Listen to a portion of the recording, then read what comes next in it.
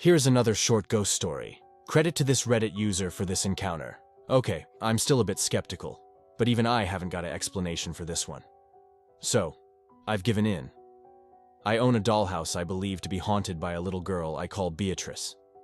I've seen her before, and she makes noise, but now she's interacting with things I was willing to brush it off when my closet door. I keep her dollhouse in my closet, kept opening under mysterious circumstances, but now she's doing shit like talking, crying, breathing down my neck, pushing me, playing with my hair. What the hell be boundaries? To be honest, she doesn't really scare me all that much anymore. I've had her around for about 6 years, and she's never hurt me or broken my things. I can see her in random reflective things. But there is one thing that's been freaking me out. I can see her in random reflective things, but when I've been looking into the usual things she appears in, sometimes I see something else. I'm not sure if this is the real Beatrice, and she's pretending to be a little girl, or if this is another entity entirely, but I've been seeing a tall, cloaked figure where B should be for a few years now. B is just a kid, but this scares me. For instance, I sleep in a loft bed and I was looking into the reflective eyes of a plush owl I had at the time to say goodnight to B, and instead I saw that thing.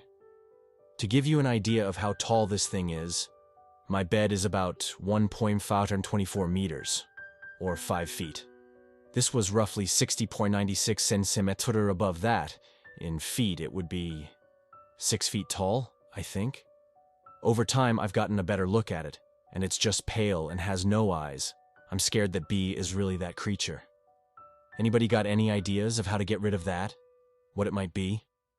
Or how to get Bia to stop pulling my necklaces, goddammit. I have a sweet little ghost girl in my house who's growing up too fast and might actually be a demonic creature. In the heart of Hugang, Singapore, nestled amidst a row of quaint shops, there stood an old antique store. Its weathered sign creaked in the wind, barely visible beneath a layer of dust. Inside, among the eclectic array of artifacts, sat a doll that seemed to beckon to passers-by. Its porcelain face was frozen in a permanent smile, but its eyes held a darkness that seemed to penetrate the soul. The doll, known simply as the Hugang doll, had a reputation that preceded it. Locals whispered tales of its eerie presence and the strange occurrences that seemed to follow wherever it went. Legend had it that the doll was once owned by a wealthy merchant who dabbled in the occult. He believed that by imbuing the doll with the spirit of a powerful entity, he could harness its otherworldly powers for his own gain. But his experiments went horribly wrong, and the doll became a vessel for a malevolent force that he could not control. As the years passed, the doll changed hands, bringing misfortune to all who possessed it. Some claimed to hear it whispering in the dead of night, while others swore they saw its eyes follow them as they moved through the room. But no one could deny the feeling of dread that washed over them in its presence. One fateful day, the doll found its way into the hands of a young couple who had recently moved to Hugang. Unaware of its dark past, they placed it on a shelf in their living room, where it sat silently watching over their home. At first, they dismissed the strange occurrences as mere coincidences, but as time went on, they began to suspect that something was terribly wrong. Objects would move on their own. Strange shadows danced across the walls, and the air grew thick with an oppressive energy. The couple tried to ignore the signs, but the presence of the doll loomed over them like a dark cloud, casting a pall of fear and unease over their once peaceful home. Desperate for answers, they turned to a local psychic who claimed to have experience with such phenomena. With trembling hands, she reached out to touch the doll, and in that moment, she felt a surge of energy coursing through her veins. The doll was indeed inhabited by a powerful entity, one that hungered for souls to consume. Determined to rid themselves of the doll's malevolent influence, the couple sought out a priest who specialized in exorcisms. Together, they performed a ritual to banish the entity from the doll and cleanse their home of its lingering presence. But as they chanted the ancient incantations, they felt the darkness grow stronger, as if fighting back against their efforts. In a final, desperate act, they locked the doll away in a chest and buried it deep beneath the earth, hoping to seal away its evil forever. But as they walked away from the grave, they couldn't shake the feeling that they had merely delayed the inevitable. For in the shadows, the doll's eyes gleamed with a sinister light, promising vengeance upon all who dared to cross its path. And so, the legend of the Hogang doll lived on, a cautionary tale of the dangers that lurked in the darkness. Once upon a time, in a quaint little town nestled between rolling hills and whispering woods, lived a young girl named Lily. Lily was a lover of all things magical and whimsical, but her greatest treasures were her twin dolls, Rose and Violet. These dolls were no ordinary playthings. They were handmade by Lily's grandmother, a skilled artisan with a penchant for enchantment. Rose and Violet were mirror images of each other, with delicate porcelain faces and cascading curls of golden silk. Their eyes, like shimmering pools of azure, seemed to hold secrets untold, captivating Lily's heart from the moment she laid eyes on them. With every stitch and seam, her grandmother poured love and devotion into crafting these ethereal companions for her beloved granddaughter.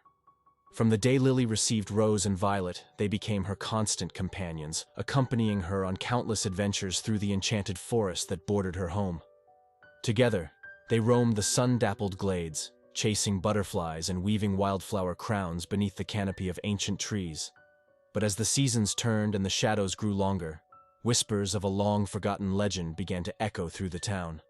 It was said that twin dolls possessed a magic all their own, a magic that bound them to the spirits of their human counterparts. Some whispered of twin sisters torn apart by tragedy, their souls forever entwined within the porcelain vessels of their dolls.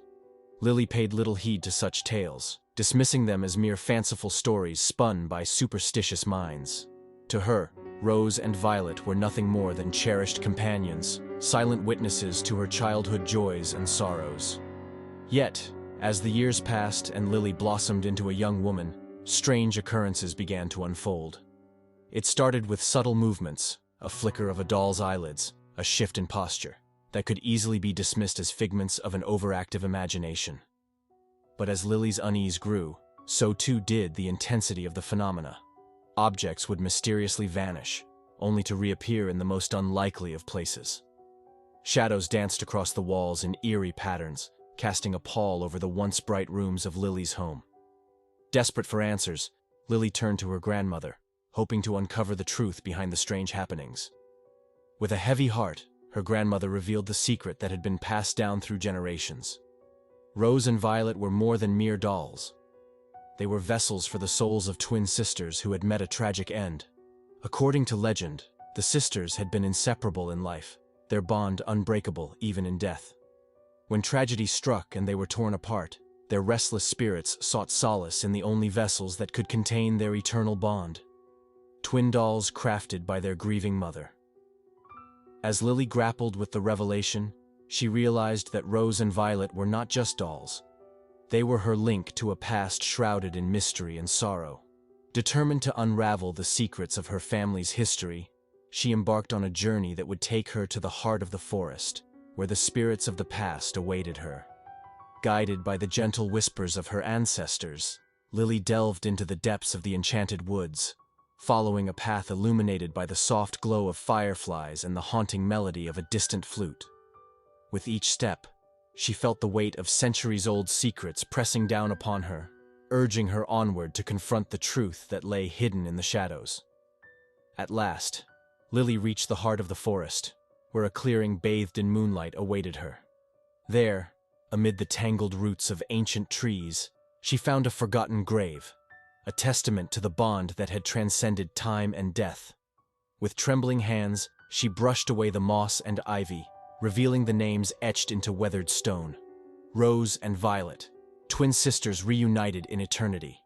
In that moment, Lily understood the true power of love, a love that had endured across the ages, binding souls together in an unbreakable bond. With tears in her eyes and a heart heavy with the weight of generations, she whispered a promise to the spirits of the past, to honor their memory and keep their legacy alive for generations to come. And as she made her way back home, Rose and Violet nestled in her arms. Lily knew that their story was far from over. For in the heart of every doll lies a piece of the human soul, waiting to be awakened by the touch of love and the light of remembrance. Story number 4, The Doll in the Closet. Doll for Christmas. On the box, the doll was called the Wispy Walker doll. It was about the same height as me with blonde hair and overalls.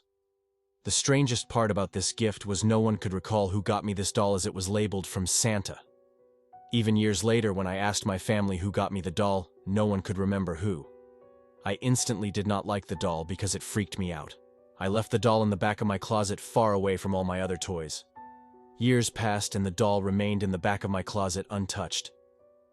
When I was about 7 years old, I began to play hide and seek with my mom in our home. I decided to hide behind the door in my bedroom, which is right in front of my closed closet door. I gasp when I come to find the walking wispy doll out of her box, placed behind my bedroom door with one eye open and another eye shut. I scream and run to my mom crying. I tell her, "Mom, Big Sis is playing a prank on me and put the walking doll behind my door to scare me." My mother, confused, explains that my sister had left for camp this morning with her class. My mom walks over to check behind the door and there was no doll. My stomach drops and I am at a loss for words. "Maybe you're just seeing things," my mom told me. We opened the closet to check if the doll is inside the closet. It was, but outside of its box, just standing next to it. I had never taken the doll out of its original packaging. I eventually got rid of the doll, but every time I remember